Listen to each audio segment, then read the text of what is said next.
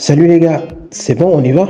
Ok, on va commencer ce podcast par une question. Savez-vous pourquoi vous échouez souvent dans l'exécution de vos stratégies, des stratégies pourtant très prometteuses? Eh bien, comme le dit si bien le professeur de Strategy Execution, Bob Simons de la Harvard Business School, Robert Simons, beaucoup d'entreprises ont des stratégies bien formulées mais mal exécutées. Savez-vous pourquoi? Take it for a while. On va y revenir plus tard. D'ailleurs, ça me fait penser à une anecdote, en tout cas une expression qu'on prêtait à tort ou à raison au Burkinabé lorsque j'étais plus jeune, qui disait que le meilleur projet est celui écrit par un Sénégalais et exécuté par un Burkinabé. Je ne sais pas si c'est vrai, mais voilà, quand on voit les différents problèmes d'exécution de nos programmes, des programmes d'État en tout cas, qu'il y a eu ces dernières décennies, il y a de quoi se poser des questions. En tout cas, ma femme qui y va très souvent adore ce peuple, qu'elle trouve très discipliné. Et cela expliquerait également, en partie, les raisons pour lesquelles on ne parvient pas à créer des champions en Afrique, que nos entreprises familiales ne survivent pas à leurs fondateurs. Mais tout d'abord, est-ce que vous savez ce qu'est la stratégie? Non? C'est un tableau tout blanc qui vous arrive à l'esprit lorsqu'on évoque le terme stratégie? C'est pas grave. C'est vrai que de prime abord, le terme peut sembler mystérieux, voire mystique, réservé aux initiés, au top management, aux personnes qui cumulent plusieurs années d'expérience, voire aux professionnels des cabinets de conseil, comme celui-ci qui a initié ce podcast, d'Iceberg Consulting, qui comporte dans son offre d'ailleurs la stratégie execution. Mais sachez qu'il n'en est rien. En termes très simples, il s'agit juste d'un plan pour créer de la valeur. Mais attention, un plan seul ne fait pas une stratégie, il faut que ce soit clair. C'est plutôt la façon d'articuler ce plan pour en faire un plan gagnant qui, mis ensemble avec la logique de création de valeur, je m'explique sur ce point. La logique de création de valeur, il s'agit d'input, de process et d'output. C'est, pour être clair, c'est que par exemple une personne qui prépare son chef, qui a ses ingrédients, ses inputs, qu'il met dans sa marmite avec sa recette pour nous sortir un bon plat succulent qui correspond à l'output que nous allons déguster. C'est tout aussi valable pour le vendeur de chef ou de tchaf que pour l'entrepreneur ou le manager d'une petite ou grosse boîte. D'ailleurs, je ne me suis pas encore présenté, je suis Demba Faye, je cumule 18 années d'expérience professionnelle dans les métiers de la finance, de la GRC, Governance, Risk Management et Compliance, contrôle.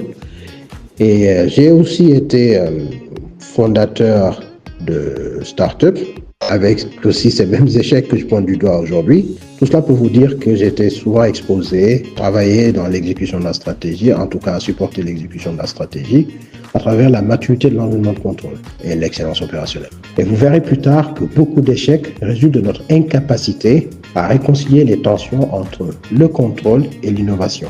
Ultimately, comme on dit. Parce que l'innovation passe par des produits, des services, bien entendu, mais également par des business models, des innovations de business models et de propositions de valeur pour faire face à la concurrence et atteindre notre potentiel de revenus. C'est très important. Donc, la réconciliation à faire entre ça et tout ce qui est entre le contrôle et l'innovation et tout ce qui est entre les deux, c'est très important. C'est ça qui nous amène ou nous permet d'exécuter la stratégie. Pour bien comprendre ce que moi j'appelle l'illogique de la recette de l'échec dans l'exécution stratégique, allons emprunter l'expression Wolof qui dit « Kenn du fay wax bàyyi jëf ». Autrement dit, parler c'est bien, mais agir c'est mieux. Il y a des facteurs clés de succès dans l'exécution de la stratégie, qu'on va lister plus tard, mais sachez qu'on les laisse de côté pour aller faire autre chose.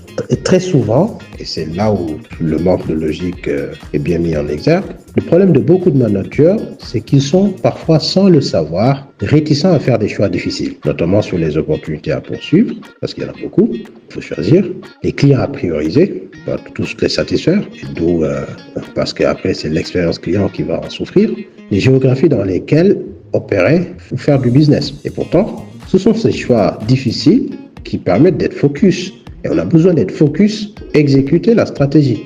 On sait ce qu'on doit faire, on crie sous tous les toits, mais on ne le fait pas. Alors, est-ce que ce manque de focus peut avoir comme conséquence? Dommage, j'aurais bien aimé que ce podcast soit interactif avec nos auditeurs. Mais faites-moi un plaisir, mettez-le sur pause et prenez 3, 4, 5, 10 secondes pour réfléchir sur les conséquences de ce manque de focus. Les conséquences sur l'exécution de la stratégie. Vous y êtes, c'est pas grave. Encore une fois, c'est pas grave. On le voit souvent. Sans ce focus, beaucoup d'entreprises se retrouvent avec des tonnes d'initiatives et des priorités qui ne sont pas claires. Pas claires du tout. Encore une fois, comme on dit en Wolof, te benn nit Autrement dit, on ne peut pas courir plusieurs lièvres à la fois. En tout cas, il y a un nombre limite qu'on peut poursuivre. Deuxièmement, une mauvaise communication entre le top management et les employés. Tu demandes aux employés c'est quoi la stratégie, c'est à peine si on te répond. On ne te répond pas, qu'est-ce que j'en sais? Troisièmement, il y a une distribution inefficace des ressources. Et c'est très normal. Sans focus, on se disperse, on disperse ses efforts. On alloue des ressources à des activités qui ne rentrent pas en droite ligne avec les objectifs de création de valeur, mais vous comprendrez que ceci n'est pas seulement l'apanage des entreprises. On le voit souvent avec nos États. Et là, malheureusement, cela a vite fait de virer à une question de vie ou de mort, parce que les erreurs d'un État sont souvent fatales. En premier lieu, il faut savoir que beaucoup de managers doivent gérer un certain nombre de tensions lorsqu'ils doivent faire des choix difficiles qui drivent l'exécution de la stratégie. On l'a vu tout à l'heure. Et il s'agit entre autres de la tension entre la croissance, le profit et le contrôle. On fait de la croissance, on priorise le profit. Voilà, on ne sait pas trop où se situer entre ça. Il y a également la tension entre les résultats à court terme et la croissance à long terme. Entre les résultats à court terme, est-ce qu'on consomme tous les résultats qu'on produit? Est-ce qu'on en investit une partie pour financer la croissance à long terme? C'est problématique. Et je vais faire un petit arrêt sur les aptitudes ou les capacités.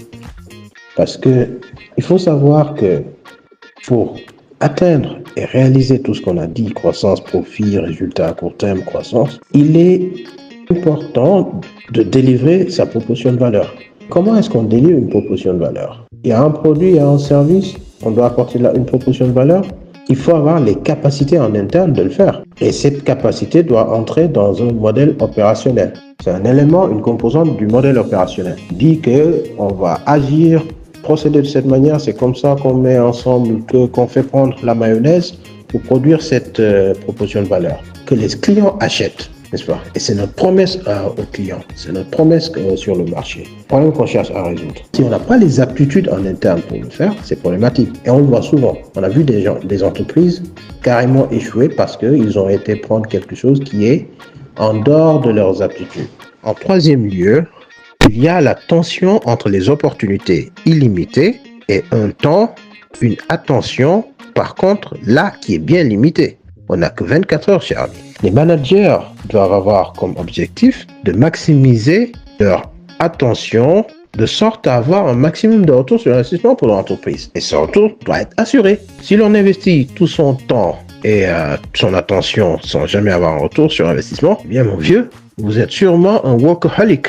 Si vous voyez bien, le workaholic, pour ceux qui ne connaissent pas, c'est un terme qui est inspiré de alcoolique. Donc c'est quelqu'un qui est accro au travail, mais qui va sans but, parfois, très souvent, et qui sans résultat, qui n'atteint pas les résultats attendus. Et vous faites partie de ceux que Jim Rohn, un homme que j'aime bien, qualifie de gens occupés à être occupés. C'est-à-dire busy being busy. Pas occupé à être productif. Busy being busy, not busy being productive. Et en fin de compte, en dernier lieu, on va parler de la tension générée par la volonté. Manifeste que les employés, très souvent ça se voit dans beaucoup d'entreprises, tu vois des employés qui ont une réelle volonté à contribuer, à réussir dans l'entreprise, pas à aller plus loin, le plus loin possible, à faire le bien, c'est-à-dire à respecter les valeurs de l'entreprise, à innover, mais en face, on a les blocages organisationnels qui les en empêchent. Donc, toutes ces tensions-là sont des éléments que le manager doit pouvoir gérer pour pouvoir exécuter la stratégie.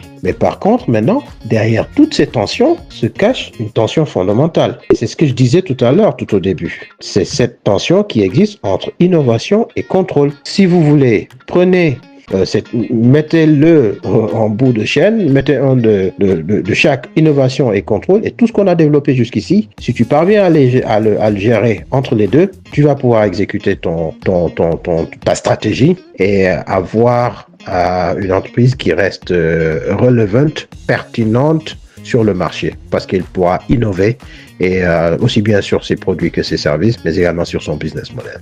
Donc les managers doivent identifier l'équilibre entre ces éléments opposés qui permettra à l'organisation de mieux se positionner pour créer de la valeur. Maintenant, pour conclure, et j'ai pas la prétention non plus d'avoir une connaissance, sur tout le sujet de l'exécution stratégique, une connaissance complète, je dirais.